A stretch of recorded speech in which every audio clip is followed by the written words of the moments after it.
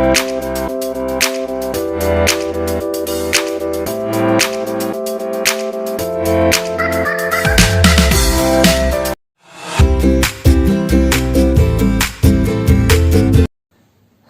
Friends, welcome to our pass coaching channel.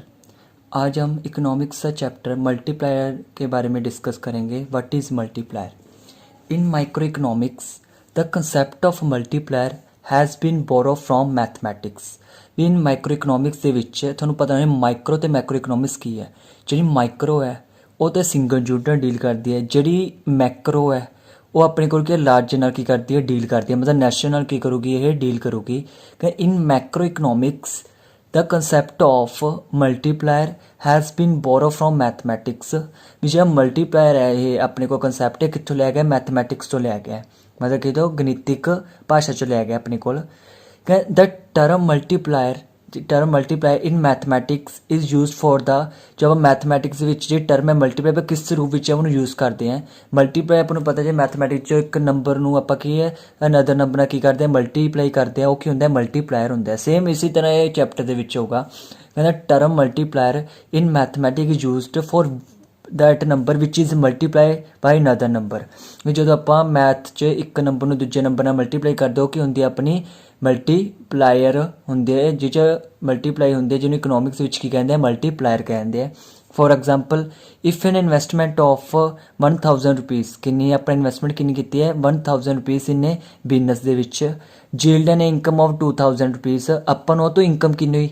ਆਪਾਂ ਨੇ business ਦੇ ਵਿੱਚ 1000 ਰੁਪਇਆ ਨਿਵੇਸ਼ ਕੀਤਾ। ਇਨਵੈਸਟਮੈਂਟ ਕਿੰਨੀ ਕੀਤੀ ਆਪਾਂ ਨੇ 1000 ਰੁਪਇਆ, ਮਤਲਬ 1000 ਰੁਪੀਜ਼ ਕੀ ਕੀਤੀ ਆਪਾਂ ਨੇ ਇਨਵੈਸਟਮੈਂਟ ਕੀਤੀ। ਜਿਹੜੀ ਆਪਣੇ ਬਿਜ਼ਨਸ 'ਚ ਇਨਵੈਸਟਮੈਂਟ ਕੀਤੀ ਉਹਦੇ ਨਾਲ ਆਪਾਂ ਨੂੰ ਕਿੰਨੀ ਇਨਕਮ ਜਨਰੇਟ ਹੋ ਗਈ? 2000 ਹੋ ਗਈ। ਕਿੰਨੀ ਹੋ ਗਈ ਆਪਣੇ ਕੋਲ? 2000। ਮਤਲਬ ਇਹ ਮਤਲਬ 2 ਦੇ ਮਲਟੀਪਲ ਹੋਈ ਆਪਣੇ ਕੋਲ ਜਿਹੜੀ ਇਨਕਮ ਦੇ ਵਿੱਚ ਜਿਹੜਾ ਵਾਧਾ ਹੋਇਆ ਕਿੰਨਾ ਆਇਆ 2 ਦੇ ਮਲਟੀਪਲ। ਆਪਾਂ ਨੂੰ ਪਤਾ ਚੱਲਦਾ ਆਪਣੀ ਇਨਵੈਸਟਮੈਂਟ ਤਾਂ 1000 ਲਾਈ ਸੀ ਅਤੇ ਵੱਧ ਕੇ ਕਿੰਨੀ ਹੋ ਗਈ ਇਨਕਮ ਆਪਣੇ ਕੋਲ 2000, ਮਤਲਬ ਆਪਣੇ 2 ਗੁਣਾ ਕੀ ਹੋਇਆ ਫਾਇਦਾ ਹੋ ਗਿਆ, ਮਤਲਬ ਕੀ ਹੋ ਗਿਆ ਆਪਾਂ ਨੂੰ ਗੇਨ ਹੋ ਗਿਆ 2 ਗੁਣਾ। ਕੀ ਹੋ ਗਿਆ ਆਪਣੇ ਕੋਲ 2 ਗੁਣਾ ਕੀ ਹੋ ਗਿਆ ਗੇਨ। ਇਹ ਜਿਹੜਾ 2 ਗੁਣਾ ਇਹੀ ਮਲਟੀਪਲਾਇਰ ਹੈ। ਜਦੋਂ ਤੁਸੀਂ ਇਨਵੈਸਟਮੈਂਟ ਨੂੰ ਇਹੀ 2 ਨਾਲ ਮਲਟੀਪਲਾਈ ਕਰੋਗੇ ਕੀ ਆਜੂ 2000 ਤੁਹਾਡੀ ਕੀ ਆਜੂਗੀ ਇਨਕਮ ਹੋਈ ਹੈ। ਇਸ ਕਰਕੇ 1000 ਗੁਣਾ 2 ਕੀ ਹੋ ਗਿਆ 2000। ਮਲਟੀਪਲਾਇਰ ਕੀ ਹੋ ਗਿਆ 2 ਆ ਗਿਆ ਆਪਣੇ ਕੋਲ। ਮਲਟੀਪਲਾਇਰ ਕੀ ਹੋ ਗਿਆ ਆਪਣੇ ਕੋਲ 2 ਆ ਗਿਆ ਆਪਣੇ ਕੋਲ। ਹੁਣ ਆਪਣੇ ਕੋਲ the concept of multiply was first of all propounded in economics by R.F. Khan, an eminent economist of Cambridge University, in his articles The Relation of Home Investment to Unemployment, published in 1931। Keynes multiplies card employment of multiplier. ਵੀ ਇਹਦੇ ਵਿੱਚ ਉਹਨਾਂ writer ਨੇ ਦੱਸਿਆ ਵੀ ਇਹਦੇ 'ਚ ਆਪਾਂ unemployment ਤੇ ਇੱਕ ਕੀ ਹੈ ਹੋਮ ਇਨਵੈਸਟਮੈਂਟ ਟੂ ਆਪਣੀ ਕੀ ਹੈ ਅਨਇੰਪਲਾਇਮੈਂਟ ਰਿਲੇਸ਼ਨਸ਼ਿਪ ਪਬਲਿਸ਼ ਕੀਤੀ ਹੈ ਬੁੱਕਸ। ਕਦੋਂ 1931 ਦੇ ਵਿੱਚ ਕੀਤੀ ਹੈ। ਇਹ ਤੁਸੀਂ ਇੰਨਾ ਕੋਈ ਲਿਖਣ ਦੀ ਲੋੜ ਨਹੀਂ, ਬਸ ਤੁਸੀਂ ਇੰਨਾ ਹੀ ਲਿਖਣਾ ਹੈ ਵੀ ਆਪਣੇ ਕੋਲ ਕੀ ਮਲਟੀਪਲਾਈ ਕਿਹਨੂੰ ਕਹਿੰਦੇ। ਇਫ ਐਨ ਇਨਵੈਸਟਮੈਂਟ ਕਹਿੰਦੇ ਆਪਣੇ 1000 ਕੀਤੀ ਹੈ ਬਿਜ਼ਨਸ ਦੇ ਵਿੱਚ ਤਾਂ ਇਨਕਮ ਕਿੰਨੀ ਹੋ ਗਈ 2000 ਹੋ ਗਈ। ਜਿਹੜੀ 2 ਦੇ ਮਲਟੀਪਲ ਹੋਈ ਹੈ ਨਾ ਕਿਹਦੇ ਮਲਟੀਪਲ ਹੋਈ ਹੈ ਜਿਹੜਾ 2 ਆ ਆਪਣਾ ਮਲਟੀਪਲਾਇਰ ਆ ਗਿਆ। 2 ਕੀ ਆ ਗਿਆ ਆਪਣਾ ਮਲਟੀਪਲਾਇਰ ਆ ਗਿਆ। ਹੁਣ ਆਪਣੇ ਕੋਲ ਨੈਕਸਟ ਆ ਗਿਆ ਇਨਵੈਸਟਮੈਂਟ ਮਲਟੀਪਲਾਇਰ ਕਿਹਨੂੰ ਕਹਿੰਦੇ ਆ। ਇਨਵੈਸਟਮੈਂਟ ਮਲਟੀਪਲਾਇਰ ਕਿਹਨੂੰ ਕਹਿੰਦੇ ਆ। concept of multiplier is an important concept of Keynes theory of income output and employment। ਜਿਹੜਾ multiplier ਦਾ concept ਹੈ ਉਹ important concept ਮੰਨਿਆ ਜਾਂਦਾ ਹੈ Keynes the theory of income output ਤੇ employment ਦੇ ਲਈ। this concept relate to change in income as a result of change in investment। ਜਿਹੜਾ ਇਹ concept ਹੈ ਇਹ ਕਿਹਦੇ ਨਾਲ ਰਿਲੇਟਡ ਹੈ ਵੀ ਆਪਣੇ ਕੋਲ ਇਨਕਮ ਦੇ ਵਿੱਚ ਚੇਂਜ ਹੋਣ ਨਾਲ ਕਹਿੰਦੇ ਰਿਜ਼ਲਟ ਆਫ ਚੇਂਜ ਇਨਵੈਸਟਮੈਂਟ 'ਚ ਕਿੰਨਾ ਹੁੰਦਾ ਹੈ। ਉਹੀ ਸੇਮ ਜੇ ਆਪਾਂ ਨੇ ਇਨਵੈਸਟਮੈਂਟ ਦੇ ਵਿੱਚ ਲਾਇਆ ਆਪਾਂ ਇਨਵੈਸਟਮੈਂਟ ਕਿੰਨੀ ਕੀਤੀ ਹੈ 1000 ਕੀਤੀ ਹੈ ਸਾਲ ਦੇ ਅੰਦਰ ਆਪਣੇ ਕੋਲ ਕਿੰਨੀ ਹੋ ਗਈ 2000 ਕੀ ਹੋ ਗਈ ਇਨਕਮ ਹੋ ਗਈ ਤਾਂ ਨੈਕਸਟ ਈਅਰ ਆਪਣੇ ਕੋਲ 3000 ਕੀ ਹੋ ਗਈ ਇਨਵੈਸਟਮੈਂਟ ਹੋ ਗਈ ਨਾ। ਉਹੀ ਚੀਜ਼ ਉਹ ਕਹਿ ਰਿਹਾ ਵੀ ਆਪਣੀ ਇਨਕਮ ਦੇ ਚੇਂਜ ਹੋਣ ਨਾਲ ਆਪਣੀ ਇਨਵੈਸਟਮੈਂਟ ਵਿੱਚ ਕਿੰਨਾ ਚੇਂਜ ਹੁੰਦਾ ਹੈ। ਆਪਣੇ ਕੋਲ ਇਨਕਮ ਦੇ ਚੇਂਜ ਹੋਣ ਨਾਲ ਇਨਵੈਸਟਮੈਂਟ ਦੇ ਵਿੱਚ ਕਿੰਨਾ ਚੇਂਜ ਹੁੰਦਾ ਹੈ। This concept relate to change in income as a result of change in investment. ਉਹਨੂੰ ਕੀ ਕਿਹਾ ਜਾਂਦਾ ਮਲਟੀਪਲਾਇਰ ਕਿਹਾ ਜਾਂਦਾ ਵੀ ਆਪਣੇ ਕੋਲ ਇਨਕਮ ਦੇ ਚੇਂਜ ਹੋਣ ਨਾਲ ਇਨਵੈਸਟਮੈਂਟ ਦੇ ਵਿੱਚ ਕਿੰਨਾ ਚੇਂਜ ਹੁੰਦਾ ਹੈ। It is an economic fact that when investment increase ਜਦੋਂ ਆਪਣੀ ਇਨਵੈਸਟਮੈਂਟ ਇੰਕਰੀਜ਼ ਹੁੰਦੀ there is also increase in income. ਜਦੋਂ ਆਪਣੀ ਇਨਵੈਸਟਮੈਂਟ ਇੰਕਰੀਜ਼ ਹੋ ਨੈਚੁਰਲ ਆਪਣੀ ਇਨਕਮ ਵੀ ਕੀ ਹੋਊਗੀ ਇੰਕਰੀਜ਼ ਹੋਊਗੀ। ਅੱਜ ਤੁਸੀਂ 1000 ਰੁਪਏ ਇਨਵੈਸਟ ਕੀਤਾ ਹੈ ਉਹ 1000 ਰੁਪਏ ਇਨਵੈਸਟ ਤੁਹਾਨੂੰ 2000 ਦੀ ਕੀ ਦੇਤੀ ਤੁਹਾਨੂੰ ਕੀ ਇਨਕਮ ਦੇ ਦਿੱਤੀ 2000 ਦੀ ਤਾਂ ਮਤਲਬ ਅੱਗੇ ਤੁਸੀਂ ਉਹੀ 2000 ਨੂੰ ਵਿੱਚ 1000 ਜੋੜ ਕੇ 3000 ਦੀ ਇਨਵੈਸਟਮੈਂਟ ਕਰੋਗੇ। ਉਹ 3000 ਅੱਗੇ ਕੀ ਤੁਹਾਨੂੰ ਜਿੱਥੇ ਤੁਸੀਂ ਪਹਿਲਾਂ ਤੁਹਾਨੂੰ 1000 ਕਮਾ ਕੇ ਇਨਕਮ 2000 ਦੇ ਹੀ ਦਿੰਦਾ ਤਾਂ 3000 ਦਾ ਨੈਚੁਰਲ ਗੱਲ ਤੁਹਾਨੂੰ ਕੀ ਦੇਊਗਾ 4000 ਤਾਂ ਦਊਗਾ ਹੀ ਆਰਾਮ ਨਾਲ। ਕੀ ਦੇਊਗਾ ਆਪਾਂ ਨੂੰ 4000 ਤਾਂ ਐਕਸਪੈਕਟੇਸ਼ਨ ਆਪਾਂ ਦਊਗਾ ਹੀ।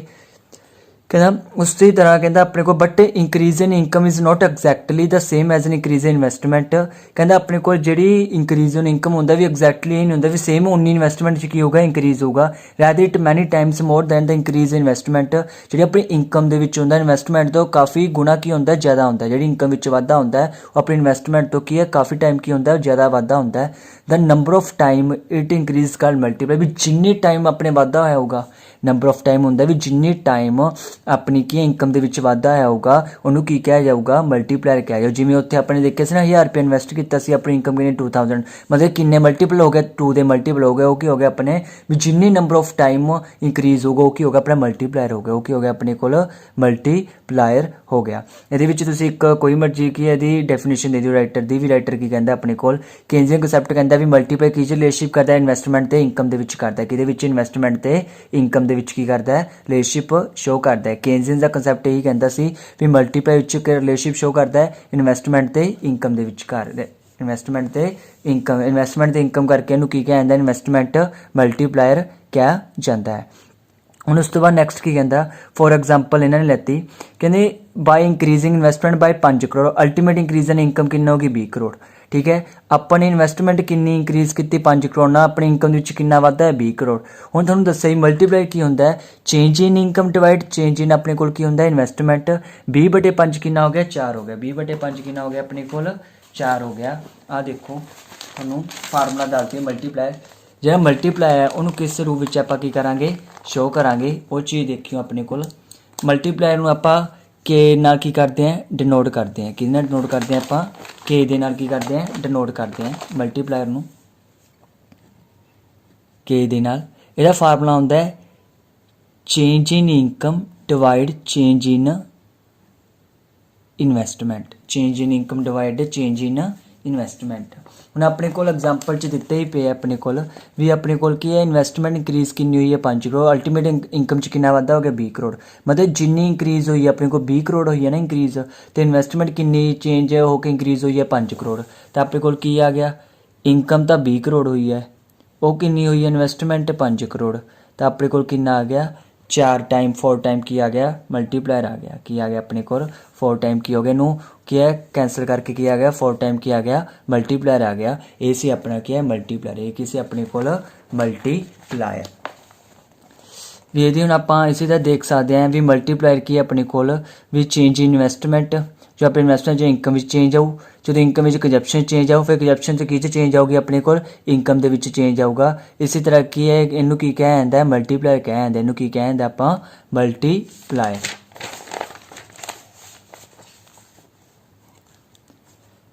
केन्जियंस ने की किया से अपने कोल कहना investment multiply tell as that when there is an increment of aggregate investment income will increase by an amount which is K time the increment of investment.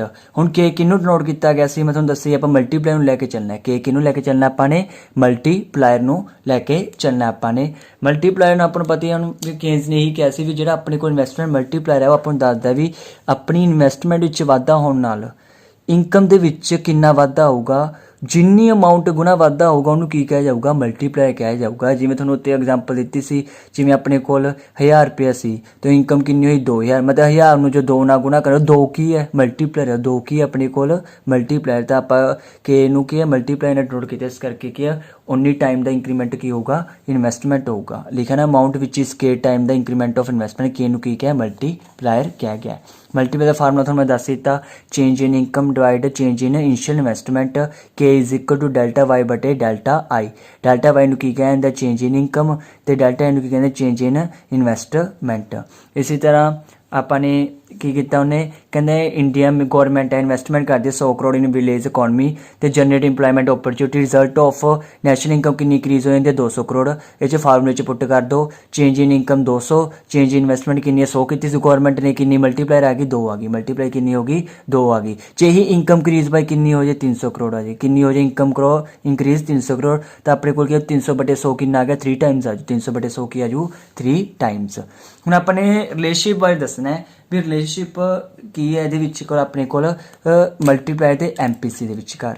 ਇਹ ਯਾਦ ਰੱਖਿਓ, ਜਿਹੜਾ ਮਲਟੀਪਲਾਇਰ ਹੈ ਜਿਹਨੂੰ ਆਪਾਂ ਕੇ ਨਾਲ ਡਿਨੋਟ ਕਰਦੇ ਹਾਂ, ਮਲਟੀਪਲਾਇਰ ਤੁਹਾਨੂੰ ਪਤਾ ਚੱਲ ਗਿਆ ਵੀ ਆਪਾਂ ਨੂੰ ਦੱਸਦਾ ਵੀ ਕਿੰਨੇ ਟਾਈਮ ਆਪਣੀ ਇਹ ਕੀ ਹੈ ਇਨਕਮ ਵਿੱਚ ਵਾਧਾ ਹੁੰਦਾ ਹੈ, ਕਿਹਦੇ ਇਨਵੈਸਟਮੈਂਟ ਦੇ ਮਲਟੀਪਲ।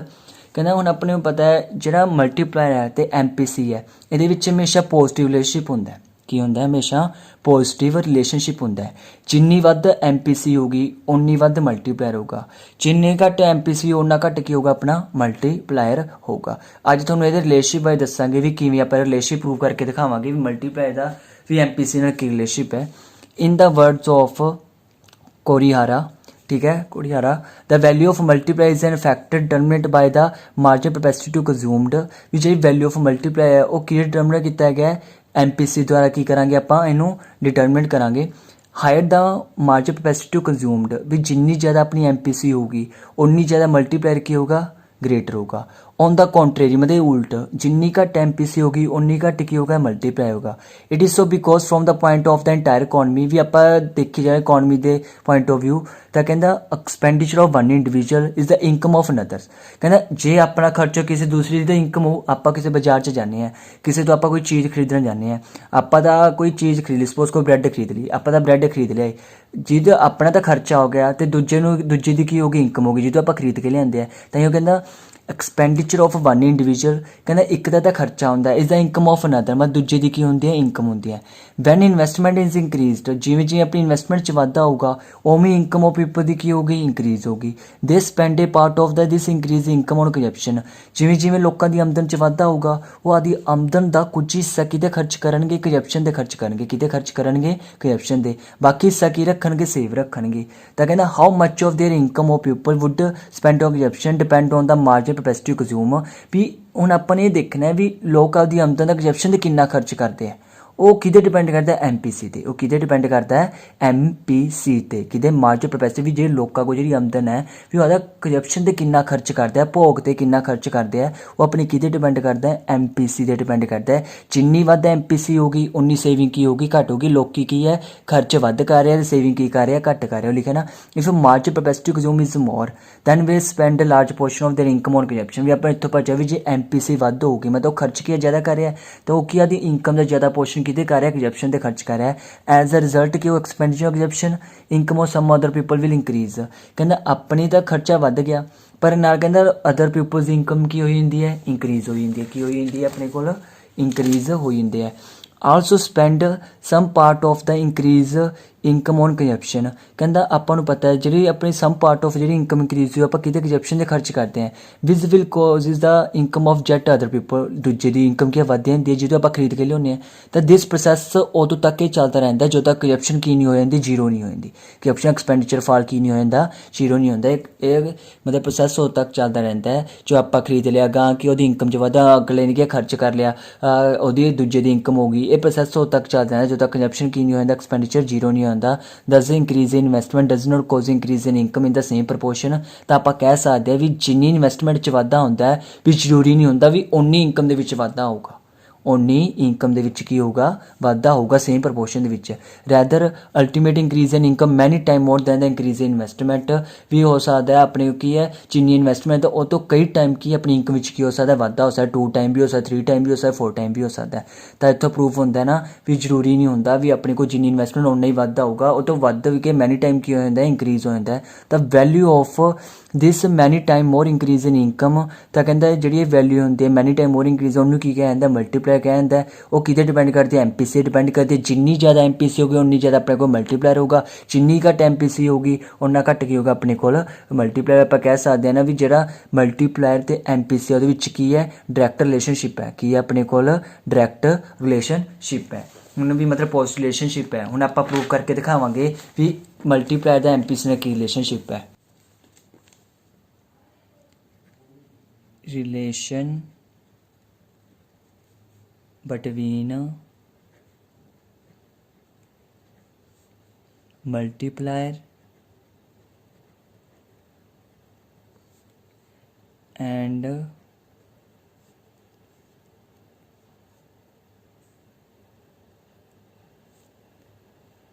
marginal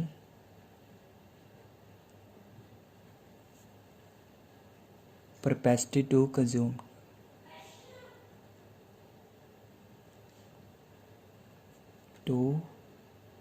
consume. आपने इन्नी चीज़ पता है, पर याद रखियो भी मल्टीप्लायर अपने को किहदे इक्वल हुंदा है। ये चीज़ याद रखनी है, change in income divide change in investment. आ चीज़ अपने की है याद रखनी है। हुण अपने रिलेशनशिप शो करना है भी मल्टीप्लायर ते मार्जिन प्रोपेसिटी च की होगा, रिलेशन की होगा।